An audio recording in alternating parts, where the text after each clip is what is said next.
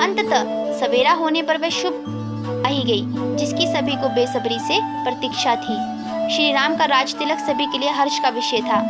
प्रातः राजा दशरथ को महल में न पाकर गुरु वशिष्ठ ने मंत्री सुमंत्र को देवी कैकेयी के महल में महाराज दशरथ को बुलाने भेजा। मंत्री सुमंत्र देवी कैकेयी के महल में पहुंचे। राजा दशरथ की हालत को देखकर वह समझ गए कि देवी कैकेयी व राजा दशरथ में कुछ न कुछ विवाद अवश्य हुआ है। अतः मंत्री सुमंत्र ने राजा की हालत के विषय में पूछा। देवी कैकेयी ने कहा, इस विषय में मुझे कुछ भी पता नहीं है। राजा इस विषय में राम को स्वयं बताएंगे। राजा ने मंत्री सुमंत्र से राम को बुलाने का संकेत किया। आर्य सुमंत श्री राम को वहां लेकर आए। श्री राम को देखते ही दशरथ का हृदय भर आया, आंखों से अश्रु बह निकले तथा वे सुध बुध खो बैठे। श्री राम ने देवी कैकेयी से पिता की इस बुरी दशा का कारण पूछा। तब देवी कैकेयी ने श्री राम को दोनों वरदानों के बारे में बताया। देवी कैकेयी की इस बात को सुनकर राम सब कुछ समझ गए। उन्होंने कहा, बस इतनी सी बात माता, इसके लिए आपने पिताजी को कष्ट क्यों दिया? आप मुझसे कह देती, मैं तो पहले भी इस राज्याभिषेक को कराने के पक्ष में नहीं था, और यदि भरत का राज्याभिषेक होगा तो मुझे अत्यधिक प्रसन्नता होगी, क्योंकि वह मुझे सबसे प्रिय है और उसे राज्य देने के लिए तो मुझे किसी की भी अनुमति की आवश्यकता नहीं।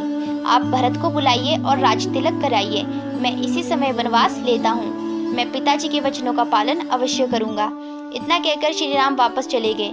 महाराज चुपचाप सब कुछ देख व सुन रहे थे। कैकेयी की ओर देखकर उन्होंने केवल इतना ही कहा, धिक्कार है। श्री राम ने अपनी माता कौशल्या को सारी बात बताई। कैकेयी के वरदानों के विषय में सुनकर देवी कौशल्या आश्चर्यचकित रह गई। श्री राम से अलग हो जाना उनके लिए असहनीय था, अतः उनके आंखों से आंसू बहने लगे। माता कौशल्या का दुख देखकर लक्ष्मण जी को गुस्सा आ गया, किंतु श्री राम के समझाने पर वे शांत हो गए। पुत्र वियोग की कल्पना से ही माता कौशल्या अत्यंत व्याकुल हो गई।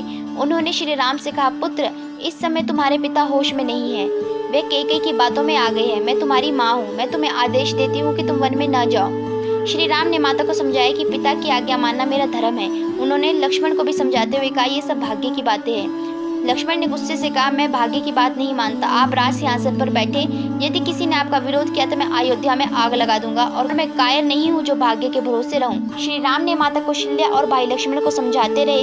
अंत में श्री राम के हठ के समक्ष हार मानकर माता कौशल्या कहने लगी, पुत्र, वन में तुम्हारा धर्म ही तुम्हारी रक्षा करेगा। मेरे सभी पुण्यों के फल भी तुम्हें मिलेंगे। दुख में डूबी माता कौशल्या से विदा लेकर श्री राम सीता जी के पास पहुंचे।